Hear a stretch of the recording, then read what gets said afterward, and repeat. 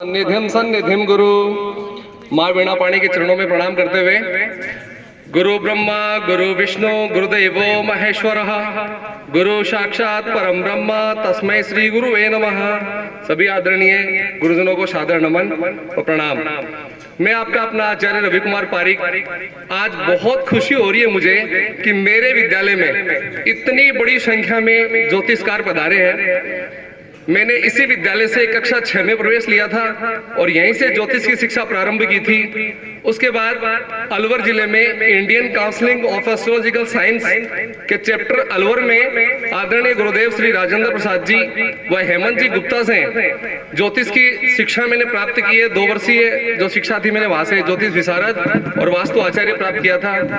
आज मैं मेरे बहुत ही अल्प समय में आपको बताना चाहता हूँ कि मेडिकल एस्ट्रोलॉजी हम सब के लिए क्यों उपयोगी है। भारतीय ज्योतिष विज्ञान परंपरा में विभिन्न प्रकार के ज्योतिषीय विषय हैं, जैसे मैरिज एस्ट्रोलॉजी, किसी के विवाह शादी आदि में प्रॉब्लम आ रही है उसके लिए अपन मैरिज एस्ट्रोलॉजी से संपर्क करते हैं। वैसे ही मेडिकल एस्ट्रोलॉजी आपके शरीर को स्वस्थ किस प्रकार से रहेगा ये बातें हमारे को भारतीय ज्योतिष विज्ञान में चिकित्सा ज्योतिष पद्धति है वो बताती है। हमारे जीवन में ज्योतिष की कहाँ आवश्यकता है, जैसे कि अभी बड़े भाई साहब रवि जी ने सारी बातें अपने को बता दी थी कि ज्योतिष में एक ज्योतिष की अपने को जरूरत क्यों होती है जीवन में। जैसे एक डॉक्टर है, वकील है और ज्योतिष अपना परमानेंट रखना चाहिए, उसी प्रकार से अपनी बॉडी में जो जो चीजें जो जो तत्व है, 5 एलिमेंट्स हैं और 9 प्लेनेटरी जो पावर है उनको किस प्रकार से अपन जान सकते हैं और उसी प्लेनेटरी पावर के आधार पर अपन किस प्रकार से ज्योतिष के माध्यम से चिकित्सा कर सकते हैं। आप लोगों को मैं बताना चाहूंगा, जैसे अभी सर ने बताया था कि इसमें नेम और फेम दोनों बातें हैं। बहुत सी जो ऐसी बातें हैं जो कि चिकित्सा क्षेत्र में असाध्य रोग हो जाते हैं और उन रोगों का निदान नहीं मिलता है। और मैंने ऐसे बहुत से अनुभव है, पर यहाँ तो समय नहीं है, पर मैं आप सबके बीच में उनको शेयर करूंगा कि ज्योतिष के माध्यम से किस प्रकार चिकित्सा की गई है। मेरे गुरुदेव मुकेश जी पंचोरी हमारे सामने बैठे हुए जो अलवर से पधारे हैं, उनको काफी उदाहरणों का पता है कि अलवर में मैंने बहुत से ऐसे असाध्य बीमारियां हैं जिनको ठीक की है। जैसा कि अभी अपन ने सारा पता कर लिया था कि ज्योतिष में जो ग्रहों का प्रभाव है वो चाहे गोचरवश है, चाहे वो लग्न कुंडली में है, चाहे वो दशा अंतरदशा महादशा और प्रतंत्र दशा में है, सभी प्रकार के फल मानव शरीर पर प्राप्त होते हैं। अपनी सबसे बड़ी एक विसंगति है जो मैं अभी आप सबके शेयर करना चाहता हूं कि अपने जो महर्षि आर्यभट्ट हुए थे उनसे पहले अपन सभी लोग मानते थे कि पृथ्वी च अचला और सूर्यो च चला, सूर्य चलायमान है और पृथ्वी अचला है।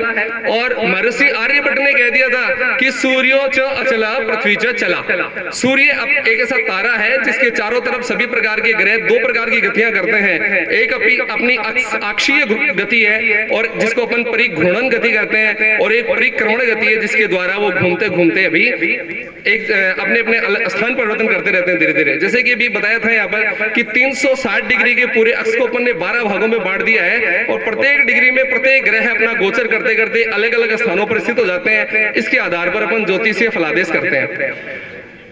भारतीय ज्योतिष विज्ञान परंपरा में अपन षष्ठेश को महत्वपूर्ण स्थान देते हैं कि षष्ठेश कौन है और षष्ठम में कौन कौन से ग्रह बैठे हुए हैं और गोचर में कौन सा ग्रह षष्ठम पर प्रभाव डाल रहे हैं और महादशा कौन से ग्रह की चल रही है। इन चारों चीजों को अपन एकत्रित करके अपन चिकित्सा इसमें कर सकते हैं। अपनी बॉडी में सबसे ज्यादा मात्रा खून की होती है और खून में सारे प्रकार के जैसे WBC अपन जिसको बोलते हैं, RBC जिसको बोलते हैं अपन, आयरन जिसको लोह तत्व कहते हैं। हमारे भारतीय ज्योतिष विज्ञान में लोह तत्व की प्रमुखता है जो कि मेडिकल एस्ट्रोलॉजी भी जो मेडिकल के लोग वो भी मानते हैं कि वास्तव में खून में सर्वाधिक मात्रा आयरन की होती है, अर्थात लोहे की होती है। लोहा अपन देखो प्राचीन काल से मैं अपने विषय की पूरी बातें आपको बताने की कोशिश कर रहा था, पर समय की अल्पता होने के कारण से मैं थोड़ा जल्दी करने का प्रयास करूंगा कि जैसे कि अपन मानते थे कि साहब दक्षिण साइड में मुंह करके घर का मुंह मत रखो, दक्षिण साइड में भूत आते हैं, दक्षिण में लंका है, दक्षिण दिशा की तरफ मुंह करके नहीं सोना चाहिए, सर करके नहीं सोना चाहिए। बहुत सी विसंगतियां हमारे थी। उसका मेन कारण यही है कि नॉर्थ साइड में एक बहुत बड़ा मैग्नेटिक पावर है और वो मैग्नेटिक पावर हमेशा जनरेट होता रहता है साउथ टू नॉर्थ, दक्षिण दिशा से उत्तर दिशा में वो घूमता रहता है, जिसके प्रभाव से हमारे शरीर का रक्त संचरण होता रहता है। शरीर में पंपिंग का काम जो करता है वो हमारा हार्ट करता है और हार्ट सिराओं और ध्वनियों में तक रक्त लेके जाता है और वापस लेके आता है और उस रक्त में सर्वाधिक मात्रा जो होती है वो लोहे की होती है। लोहे को नियंत्रण करने वाला हमारा जो ग्रह है वो शनि है।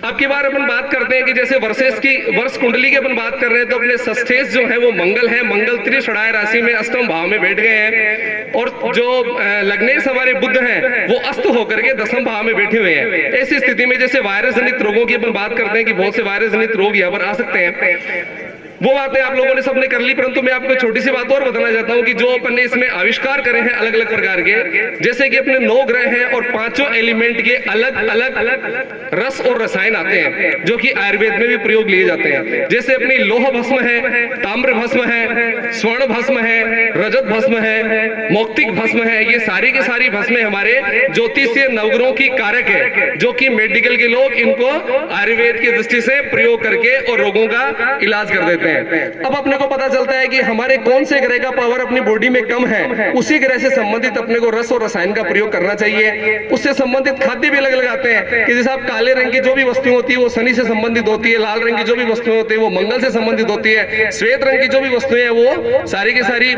शुक्र और चंद्रमा से संबंधित है। किसी का चंद्रमा यदि डावाडोल हो गया तो हालत उसकी खराब हो जाती है, मेंटली प्रॉब्लम आ जाती है, डिप्रेशन, तनाव, माइग्रेन आदि की समस्याएं आ जाती है। अभी जो वर्तमान समय में सर्वाधिक मात्रा जो मेंटल प्रॉब्लम जो चल रही है, मानसिक रोगों की जो समस्याएं चल रही है, उसमें मेन कारक चंद्रमा है। चंद्रमा के साथ साथ भगवान जो सूर्य है उनकी गर्मी का प्रभाव भी बहुत ज्यादा है कि सूर्य जैसे जैसे ताप अपना अधिक कर रहा है, वर्षा की कमी होती जा रही है, ग्लेशियर अपने पिघल रहे हैं, ग्लोबल में वार्मिंग हो रही है। ये सारा का सारा काम सूर्य की वजह से हो रहा है। सूर्य की यदि अधिकता होगी, सूर्य की मात्रा ज्यादा होगी, डिप्रेशन होगा, तनाव होगा, जिसके कारण से हमारे बहुत प्रकार की बीमारियां, रोग आदि होती है। तो अपने को ये देखना पड़ता है कि जातक की कुंडली में अपन षष्ठेश को प्रधान मान करके, षष्ठम भाव को प्रधान मान करके अपन कुंडली बनाएंगे और उस कुंडली के आधार पर अपन ये निर्णय कर लेंगे कि कौन से ग्रह की वजह से जातक में रोग है। देखो अभी बताया गया था कि ज्योतिष अपनी कोई काम नहीं कर सकती, यदि किसी के रोग आ गया तो उसका इलाज नहीं कर सकती, पर ज्योतिष बहुत बड़ी ताकत है, बहुत बड़ा पावर है जो अपने को बचाती है, अपने शरीर को बचाती है, अपने परिवार को बचाती है, अपने घर को बचाती है। अपन मानते हैं बरसात को रोक नहीं सकते अपन, पर एक छाता लेकर के अपनी स्वयं की सुरक्षा तो अपन बरसात से कर ही सकते हैं कि भीगने से खुद तो बच ही सकते हैं। तो अपन ज्योतिष होने के नाते अपना परिवार का, समाज का, घर का आदि का अपन भला कर सकते हैं। जिसी प्रकार से पर ग्रह का जो प्लेनेटरी पावर है उसको रोकने की ताकत किसी में भी नहीं है, परमात्मा में उसकी ताकत है, परंतु उससे संबंधित आहार, विहार और दिनचर्या का अपन यदि पालन करेंगे तो उसके आधार पर अपन रोगों से अपना बचाव हो सकता है। मेडिकल एस्ट्रोलॉजी एक छोटा विषय नहीं है, बहुत बड़ा पावरफुल सब्जेक्ट है जिसके बारे में अपन काफी जो अपनी पुस्तकें भी उपलब्ध है। हमारे गुरुदेव श्री हेमंत जी गुप्ता जो अलवर निवासी है, उनकी मेडिकल एस्ट्रोलॉजी की एक बहुत बड़ी पुस्तक है जिसमें भी विभिन्न प्रकार के रस और रसायनों का किस प्रकार से प्रयोग किया जाता है वो भी हम सबके बीच उपलब्ध है। अपन जैसे कहते हैं कि साहब ये अपने गुरु की प्रभाव, अपना जो राशि है, राशि का जो स्वामी है, 9वीं और 12वीं राशि का जो स्वामी है बृहस्पति है साहब, इसमें आप पुखराज धारण कर लो।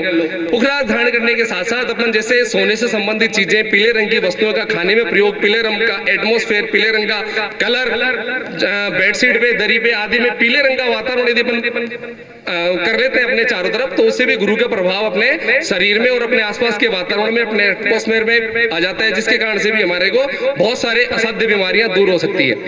अब देखो जैसे कि बहुत सी चीजें अपने भारतीय ज्योतिष में जो बताई गई है वो बहुत बड़ी काम की चीज है। जैसे एक तो रुद्राक्ष फल, रुद्राक्ष विभिन्न राशियों में अलग अलग लोगों के द्वारा पहना जाता है। रुद्राक्ष में नकारात्मक शक्ति को दूर करना और सकारात्मक शक्ति का संचार करने का बहुत बड़ा पावर होता है। दूसरा अपना एक औषधीय जो चीज है वो पारा है, पारद। जैसे कि अभी गुरुजी ने बताया था, पारा का मतलब होता है कि पारे से संबंधित जल को पीने से बोले कि कैंसर तक का रोग भी दूर हो जाता है। उसके अलावा हमारे नकारात्मक चीजें दूर करने के बहुत से साधन है। तुलसी है जो नेगेटिविटी को दूर करती है, पॉजिटिविटी बॉडी के अंदर लेके आती है। बहुत प्रकार के तत्व इस प्रकार के जो अपन बैठेंगे, मिलेंगे तो बात करेंगे। मेडिकल एस्ट्रोलॉजी एक बहुत बड़ा सब्जेक्ट है जिसके बारे में बहुत सा मेरा भी कुछ साहित्य उपलब्ध है, वो भी मैं आप सबके बीच में शेयर करूंगा। और हमारे गुरुदेव जो सोल संजीवनी चैनल चलाते हैं, आदरणीय श्री हेमंत जी शर्मा जो इस विद्यालय के प्राचार्य है, उसमें मुझे अभी स्थान मिला है। तो मेडिकल एस्ट्रोलॉजी के बहुत सारे यूट्यूब की वीडियो भी आपको देखने को मिलेंगे।